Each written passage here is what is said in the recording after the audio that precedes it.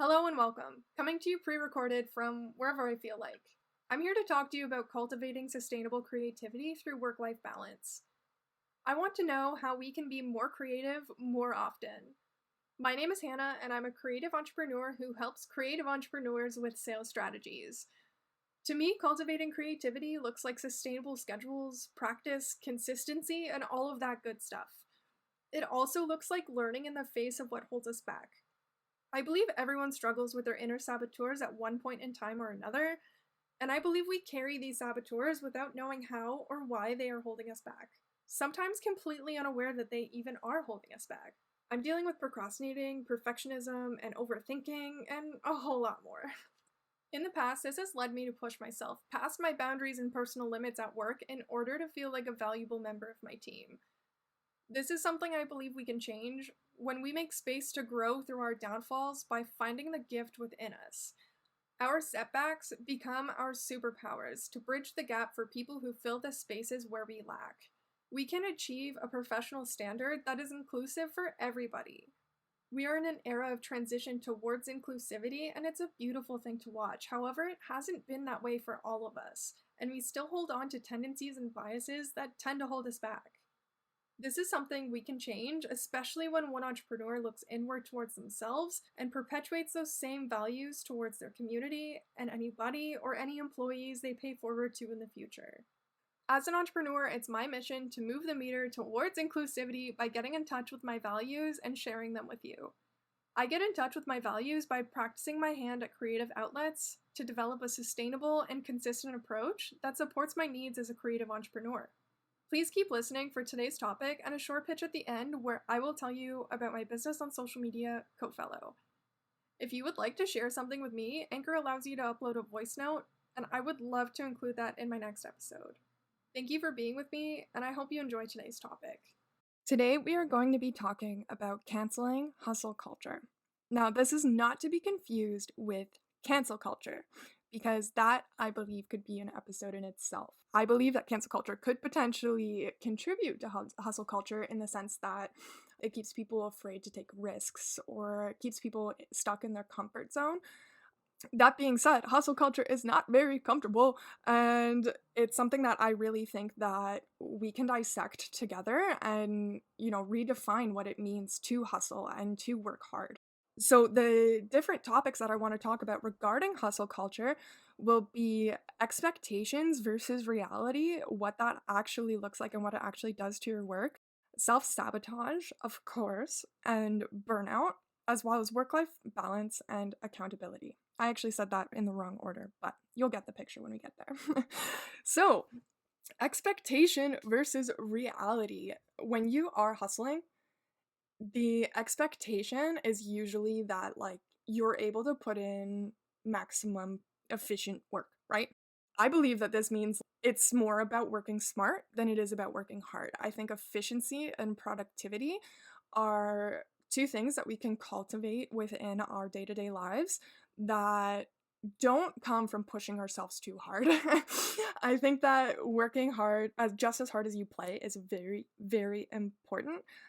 And part of this is contributed to by employers and their expectation behind hustle culture, and also your ability to protect your boundaries and to honor, let's say, your bad days over your overproductive days, right? So if you are the type of person like me where you might have a period of time where you're killing it, you're hustling, you have all the energy in the world and nothing can stop you, and then you have other seasons of life where things are a little bit harder and you maybe feel like you're kicking the sand sometimes and it's just not quite as efficient or productive in those periods.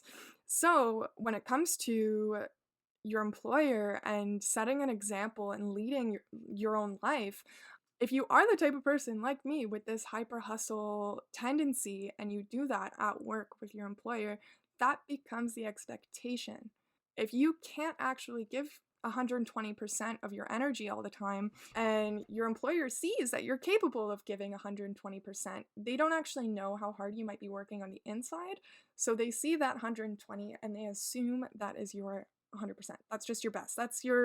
That's what you can do when you say you come into work and you just do your best every day. They're expecting 120.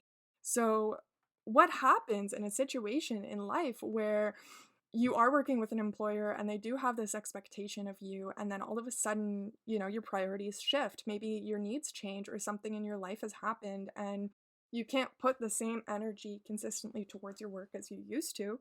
This becomes tricky. It becomes an issue around communication with your manager. Will they understand? Will they be accommodating? Will they actually see that you were giving 120% before and then help support you to get back to a place where you can, feel balanced and give your 100% all the time, as opposed to leading yourself down a slippery slope towards burnout.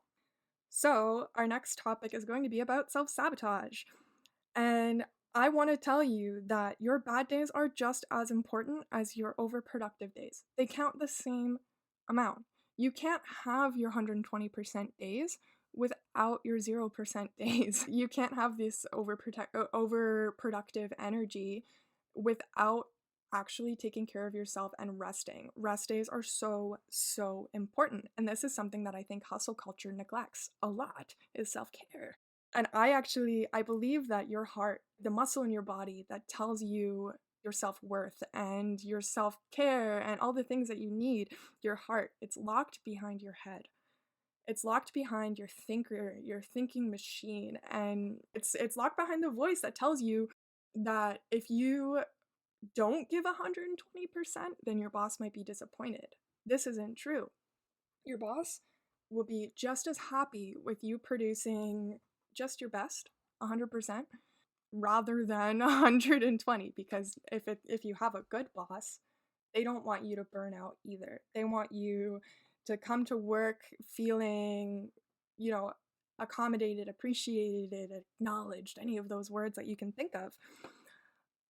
So this basically, it means that your overthinking could be affecting your ability to communicate your needs and your worth with your employer. And this is a self-sabotage mechanism. This is overthinking. This is hyper-rational thinking that you have to be the best all the time in order to succeed. However, that being said, somebody who does participate in hustle culture, they can fall just as quickly as they can climb. They can put in all of this effort. They can put in all of this effort and then just fall flat and then not know where to pick themselves up from there because they've worked themselves to the point where they're burnt out. They don't know where their needs may be shifting because they're kind of at a point of exhaustion.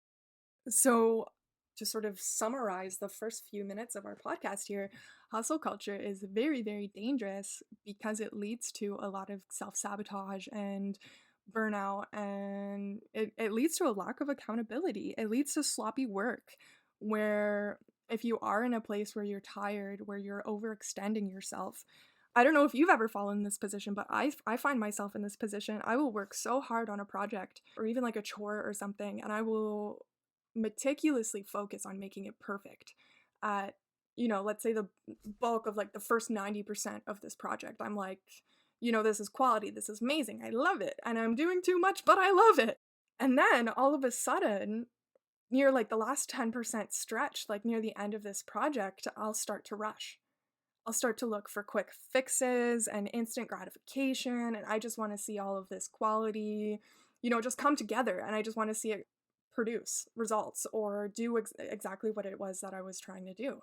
That being said, with this sort of mindset of hustle culture, it becomes difficult to actually complete the projects, because if I'm putting in 120% towards something and I'm starting to rush on the last 10% stretch, I'm just kind of wasting the entire project because I put in all of this meticulous work at the beginning, and then at the end it just looks sloppy and it doesn't even show all of the effort that I have contributed in the beginning.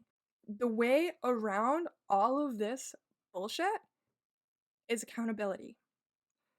When you're accountable to the things that you say that you will do, and when you are, holding your perspective, then you can reach out to people and actually seek help from people. You could delegate and outsource if you're a business owner like me, or you can just share some knowledge and you can get some insight around what it is you're trying to do. Let's say maybe it's an art project and you just want somebody to, take a look at it and find where it still needs some work. Maybe you can't actually see it because you've been staring at it for too long, and there's just like one little section that needs some extra shading, and then you have a full-blown masterpiece. So accountability is something that can really help you to just sort of gauge where you are in terms of hustle culture. And, am I doing something that my friend wouldn't be able to do themselves? Like that, those types of questions. And it's okay. It is totally okay if you're doing something that someone else wouldn't be able to do. That being said, you can manage your own expectations from there. You don't need to expect yourself to work, 12 hours a day, 7 days a week, if what you're doing is difficult. Running a business is hard, guys. It's not an easy feat. So, when I decide that I need some self care time, when I need to recharge and step back, that is exactly what I need in that moment. That's also something just as much as the work that people can be holding me accountable to is, have you rested recently? When was the last time that you actually stopped? These types of questions can be really, really helpful. Another thing that I will add is scheduling and honoring your schedule around hustling and around self care to make sure that you have an equal spread of priority around both. I schedule my naps, guys. I put them right in my Google Calendar to say, this time is for me to take a nap, and it's not doing anything else for anybody else but for me. And honoring that schedule. If there's something that you really, really want to get done and you have about a week to do it, write it out, break it down, put it into steps, and then do it. Actually honor those steps. And then the next time you're planning a project, maybe you missed some steps. Maybe you didn't understand the full scope of work compared to the deadline. Maybe it took longer than you expected. And then what happens here is you can adjust. You can just adjust next time you look at your schedule. When I started scheduling my time this way, it was actually very hard. I had no idea how long things took. I had no idea how much time I actually needed for myself compared to how much time I actually needed for my business. And before I started scheduling myself this way, I was doing way, way, way more work than I was actually receiving any results around because I wasn't tracking it. So now that I'm tracking it, I'm definitely doing a lot more efficient work where I don't work hard, I work smart. I batch things in one go if I put likes with likes. So if I'm making podcast episodes, I'm recording all of my podcast episodes for the month in one day. I do the same thing with my content for Instagram. I do the same thing for my cooking. I do the same thing in my art. I like to do things all at once. And of course, for me, this contributes to my own hustle culture where my expectation is not to just do one podcast episode in one day, it's to do 5. So that's something that I can continue to work on to allow myself more time for self-care and to break things down even further so that they're a little bit less cumbersome. That leads me to say, protect your self-care time. Your self-care time is sacred. I don't care if you're an introvert, I don't care if you're an extrovert. Every single one of us needs time to recharge and to reflect and to bring our perspective inwards to ourselves. And this is something that will save your life. Little habits that support your self-care and uplift your self-worth will change the way you see yourself, and it will change the way that you see others and the way that you see the way that you're treated. And you will seek out people who hold you accountable to the things that you want, like resting, like alone time, like your creativity, like your business, like your career, your future, whatever it is for you. You can find people who support you in that exactly the way that you want to be supported. And you don't have to work extra hard for it. You can work just as hard as required without burning yourself out. So that leads me to my next topic of burnout. Slow and steady wins the race, guys. Every single time. When you are taking on a big project, break it down into little chunks, little tiny steps, and make a little calendar grid for yourself. Put it in your schedule so that you can see the project deadlines and how long it's supposed to take you. You get better at this over time, I promise. But take it slow. Don't actually expect yourself to do 5 podcasts in a day, Hannah. Do one in a day or maybe two, and then section your editing for the next day. Don't edit in the same day that you create. That's actually a pro tip for you guys. That's something I learned from my coach. Do not edit anything when you're in your creative mode, because that will it'll confuse you. I promise. Don't do it. That's a good way to put yourself into a place of judgment against your own creative process.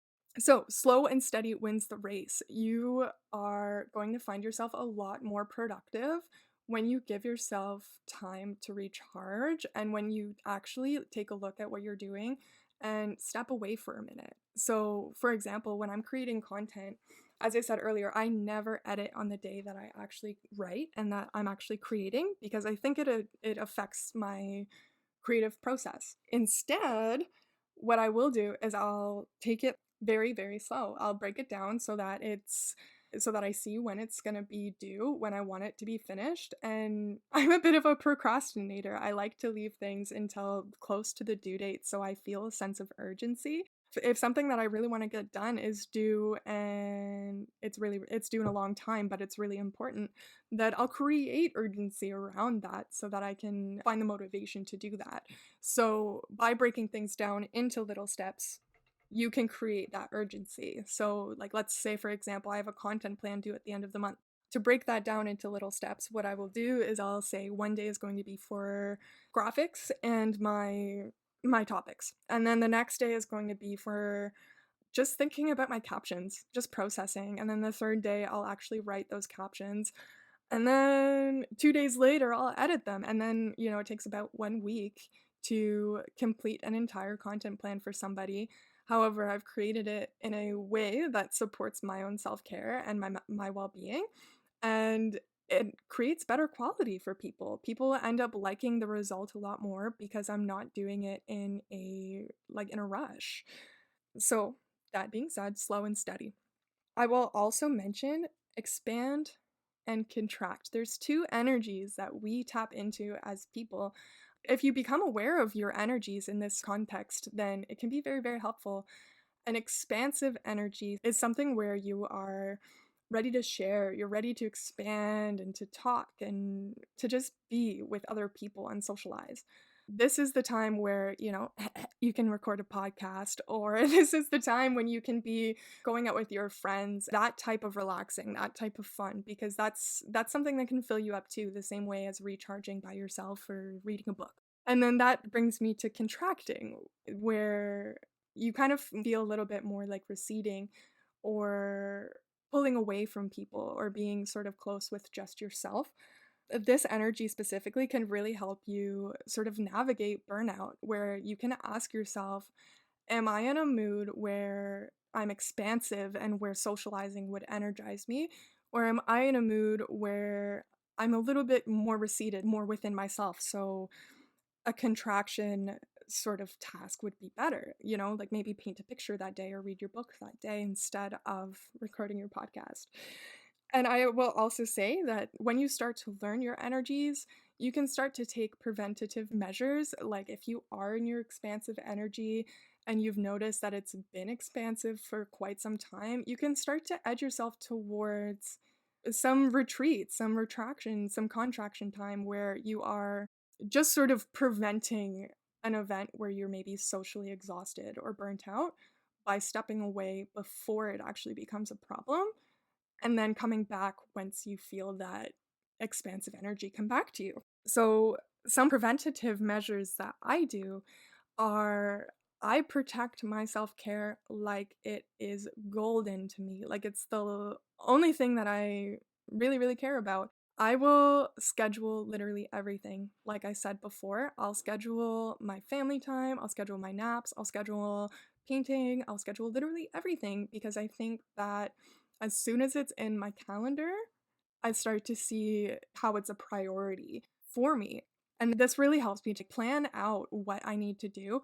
And sometimes that means that I have to say no to hanging out with friends if I have something that's more pressing. So that brings me to my last topic, which is work-life balance. And this is every person's goal, I assume, because I think it's something that's very unattainable with the average 5-day, 40-hour work week. A work-life balance will require you to shift your priorities. Maybe you're a workaholic and you need to remember that your priority lies with your family at home too, and that they need some of your energy sometimes too. Or maybe it's the opposite, and maybe you need to start making it a priority to make it to work on time and to stop calling in for your shifts so that your boss can see that you're putting in 100% of your effort. And then they can maybe give you a little bit more accommodation when you're maybe not feeling your best or something's happening and you're maybe only running at your 70%. So, shifting your priorities to accommodate for yourself and for your needs is going to really help you. And this is something that I had to learn. This isn't something that I just was born knowing. Somebody had to sit down and teach me how to schedule my time and how to be on time for things and how to make enough time to commute and get gas and all of these things. It just has to become a priority. That being said, with being on time and going to work and all of this hustling, play is also a priority. You need to play just as much as you need to work. Playing will help you release all of that pent up frustration from work. It will help you to cultivate creativity. It can do so much for you to just pick up some clay and just make a little figurine, or you could paint a picture, or you could just do anything. Playing really doesn't have any rules. If you think back to when you were a kid, that was the whole point. The second someone put a rule involved with your playing, it stopped being fun. So, playing will help with your presence. And my last little tidbit here is about self care and routines.